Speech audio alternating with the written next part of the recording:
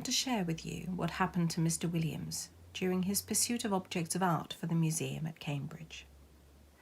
In February of that year, there appeared upon Mr. Williams's desk at the museum a catalogue from Mr. Britnell's Emporium, and accompanying it was a typewritten communication from the dealer himself. The letter ran as follows. Dear Sir, we beg to call your attention to number 978 in our accompanying catalogue, which we shall be glad to send on approval. Yours faithfully, J.W. Britnell. It took a moment to turn to number 978 in the catalogue, where he found the following entry. 978, unknown. Interesting mezzotint. View of a manor house, early part of the 19th century. 15 by 10 inches, black frame, £2, 2 shillings. It was not especially exciting and the price seemed high. However, as Mr. Britnell, who knew his business and his customer, seemed to set store by it, Mr. Williams wrote a postcard asking for the article to be sent on approval, along with some other engravings and sketches which appeared in the same catalogue. And so he continued his day. It was delivered to the museum that Saturday, and here he found it when he came in to tea with his friend Professor Binks. The only item with which I am concerned was the rather large black-framed mezzotint, of which I have already given the short description. It was a rather indifferent mezzotint, and an indifferent mezzotint is perhaps the worst form of engraving known. It presented a full-face view of not a very large manor house of the 19th century, with 3 rows of plain sashed windows with rusticated masonry about them, a parapet with balls or vases at angles, and a small portico in the centre. On either side were trees, and in the front a considerable expanse of lawn. The legend AWF was engraved in the narrow margin, and there was no further inscription. The whole thing gave the impression it was the work of an amateur. What in the world Mr. Britnell could mean by affixing the price of £2, 2 shillings to such an object was more than Mr. Williams could imagine. He turned it over with a good deal of contempt. Upon the back was a paper label, the left hand of which had been torn off. All that remained were the ends of 2 lines of writing. The first had the letters Ungley Hall, the second 6. It would perhaps be just worthwhile to identify the place represented, and then he would send it back to Mr. Britnell with some remarks reflecting on the judgment of that gentleman. He lighted the candles, for now it was dark, and then made tea for his friend Professor Binks and himself. It was now that his friend picked up the framed engraving and said, "What's this place, Williams?" "Just what I'm going to try and find out," said Williams, going to the shelf for an index. "Look at the back. Somethingly Hall in either Sussex or Essex. Half the name's gone, you see. You don't happen to know it, I suppose." "It's from that man Britnell, I suppose, is it?" said Binks. "Is it for the museum?" "Well, I think I should buy it if the price was 5 shillings, said Williams, but for some unearthly reason he wanted 2 guineas for it. I can't conceive why. It's a wretched engraving. There aren't even any figures to give it life. "It's not worth 2 guineas, I should think," said Binks, "but I don't think it's so badly done. The moonlight seems rather good to me, and I should have thought there were figures, or at least a figure, just on the edge in the front." "Let's look," said Williams. "Well, it's true the light is rather cleverly given. Where's your figure? Oh, yes, just the head, in the very front of the picture." And indeed there was. Hardly more than a black blot on the extreme edge of the engraving. The head of a man or woman, a good deal muffled up, the back turned towards the spectator and looking towards the house. Williams had not noticed it before. "Still," he said, "though it's a cleverer thing than I thought, I can't spend 2 guineas of museum money on a picture of a place I don't know." Professor Binks had his work to do and soon went, and very nearly up to hall time, Williams was engaged in a vain attempt to identify the subject of his picture.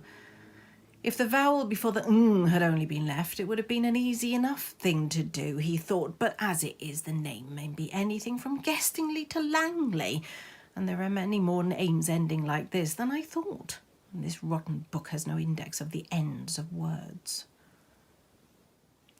Hall in Mr. Williams's college was at 7.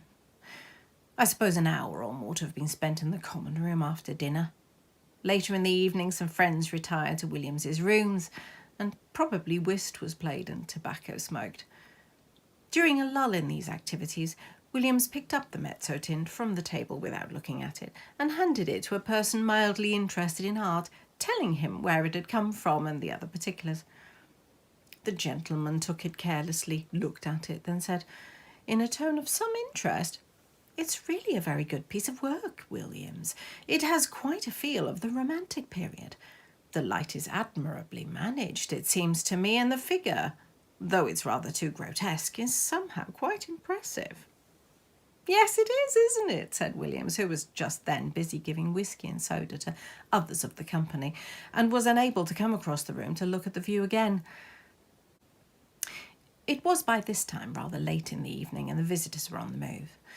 After they went, Williams was obliged to write a letter or two and clear up some work. At last, some time past midnight, he was about to turn in. He put out his lamp after lighting his bedroom candle. The picture lay face upwards on the table where the last man who looked at it had put it, and it caught his eye as he turned the lamp down. What he saw made him very nearly drop the candle on the floor, and he declares now if he'd been left in the dark at that moment he would have had a fit. But as that did not happen, he was able to put down the light on the table and take a good look at the picture. It was impossible, but also absolutely certain. In the middle of the lawn, in front of the unknown house, there was a figure where no figure had been at 5 o'clock that afternoon. It was crawling on all fours towards the house, and it was muffled in a strange black garment with a white cross on the back. I do not know what the ideal course of action is in a situation of this kind. I can only tell you what Mr. Williams did. He took the picture by one corner and carried it across the passage to a second set of rooms which he possessed.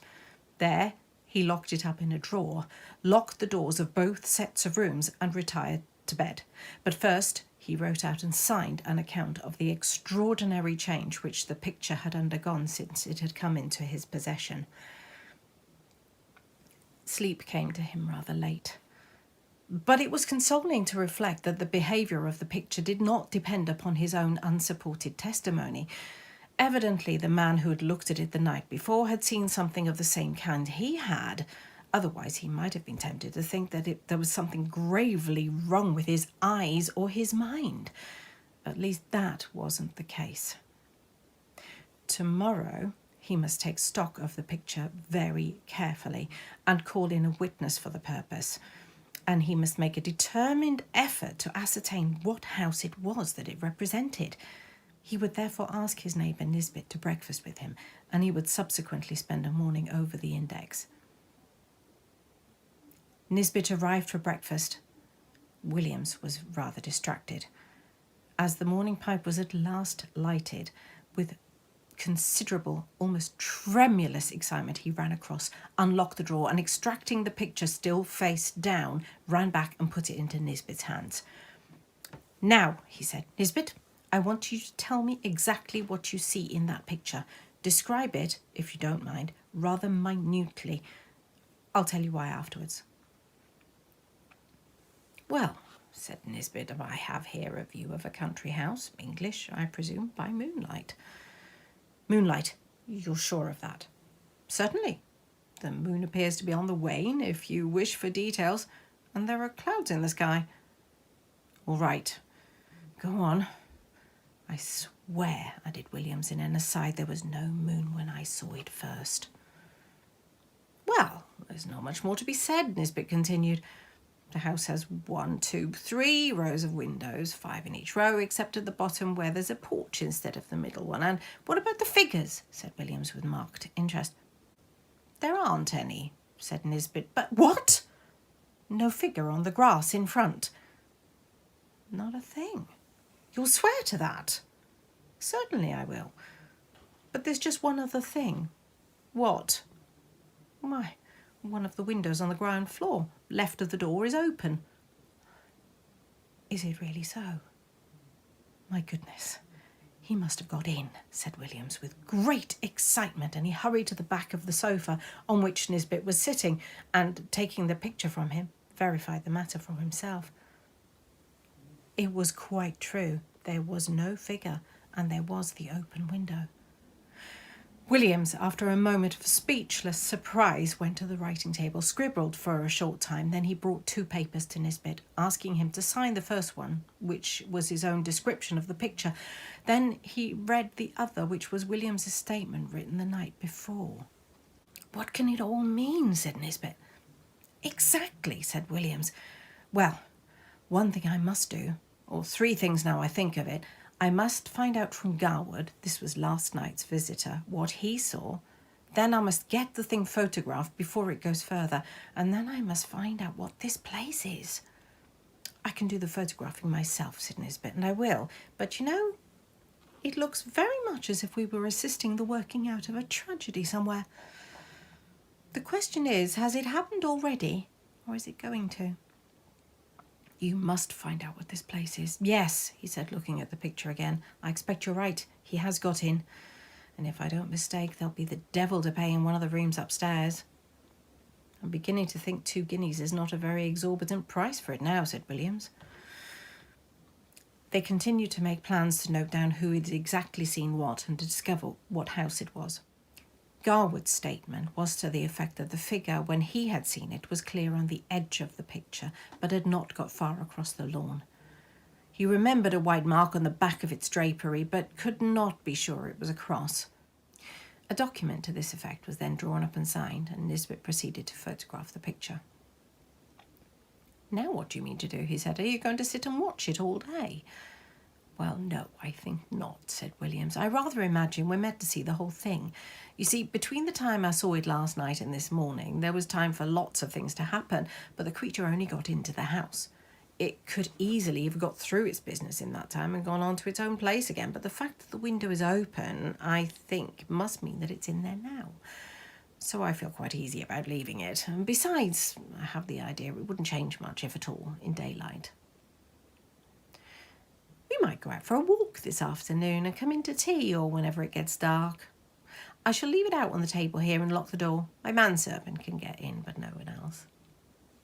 The 3 agreed that this would be a good plan, and further that if they spent the afternoon together, they would be less likely to talk about the business to other people, for any rumour of such a transaction was going on would bring the whole of the Phasmatological Society about their ears.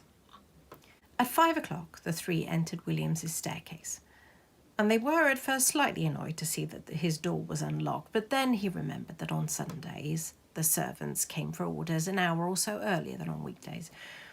However, a surprise was awaiting them. The first thing they saw was the picture leaning up against the pile of books on the table where it had been left, and the next thing was Williams's servant, seated on a chair opposite, gazing at the picture with undisguised horror. How was this? Mr. Filcher was a servant of considerable standing, and set the standards of etiquette to his own college and to several neighbouring ones. Nothing could be more alien to his practice than to be found sitting on his master's chair, or appearing to take any particular notice of his master's furniture or pictures. Indeed, he seemed to feel this himself. He started violently when the 3 men were in the room, and got up with marked effort. Then he said, I ask your pardon, sir, for taking such a freedom as to sit down. Not at all, Robert, replied Mr. Williams. I was meaning to ask you what you thought of that picture. Well, sir, of course I don't set my opinion up against yours, but it ain't a picture I should hang where my little girl could see it, sir. Wouldn't you, Robert? Why not? No, sir. Why, the poor child. I recollect once she's seen a Dore Bible with pictures, not half what that is, and we had to set up with her 3 or 4 nights afterwards, if you'll believe me. And if she were to catch a sight of this skeleton here, or whatever it is, carrying off this poor baby, she would be in a taking. You know how it is with children, how nervous they get with a little thing and all. But what I should say, it don't seem a right picture to be laying about, sir. Not where anyone as liable to be startled could come on it. Should you be wanting anything else, sir? Thank you, sir. With these words, the excellent man went to continue his round of masters, and the gentleman whom he left lost no time in gathering round the engraving. There was the house, as before, under the waning moon and the drifting clouds. The window that had been open was shut, and the figure was once more on the lawn, but not this time crawling cautiously on hands and knees. Now it was erect and stepping swiftly with long strides towards the front of the picture. The moon was behind it, and the black drapery hung down over its face so that only hints of that could be seen, and what was visible made the spectators profoundly thankful that they could see no more than a white dome-like forehead and a few straggling hairs. The head was bent down, and the arms were tightly clasped over an object that could only be dimly seen and identified as a child. Whether living or dead, it was not possible to say. The legs alone could be plainly discerned, and they were horribly thin.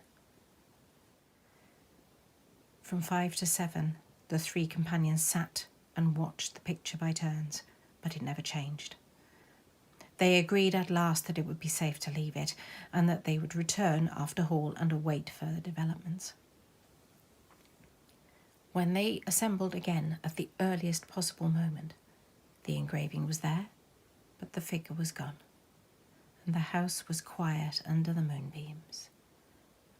There was nothing for it but to spend the evening over indices and guidebooks. Williams was the lucky one at last, and perhaps he deserved it. At 11:30 p.m. he read from Murray's Guide to Essex the following lines. 16.5 miles, Anningley. The church has been an interesting building of Norman date, but was extensively classicised in the last century.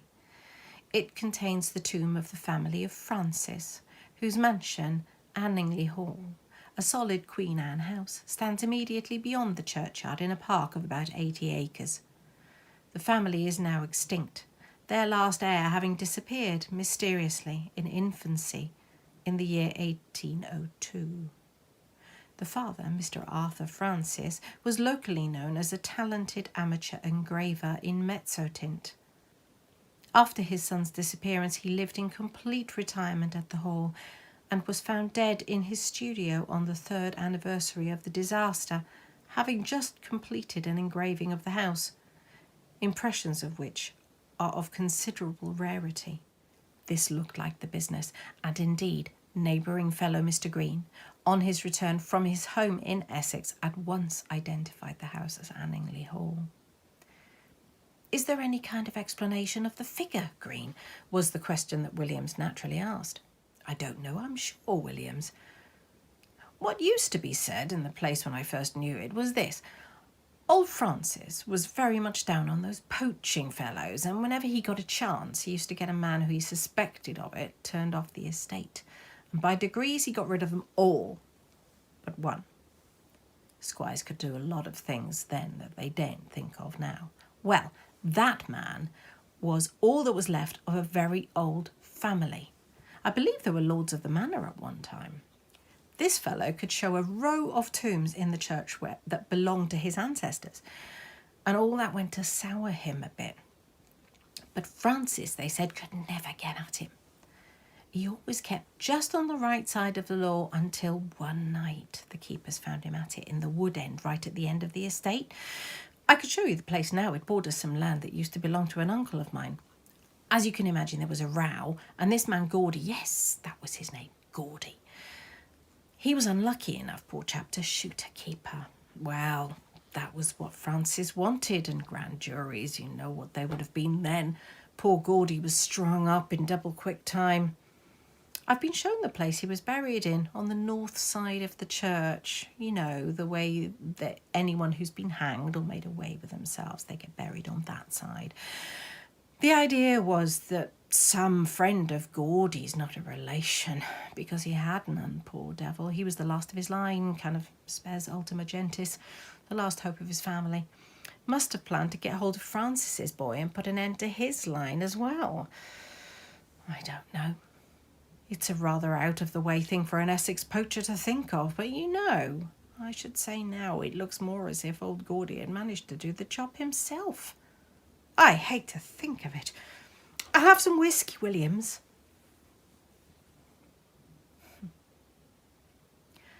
I have only to add that the picture is now in the Ashleyan Museum, that has been treated with a view to discovering whether sympathetic ink has been used in it, but without effect. That Mr. Britnell knew nothing of it, save that he was sure it was uncommon, and that, although carefully watched, it has never been known to change again.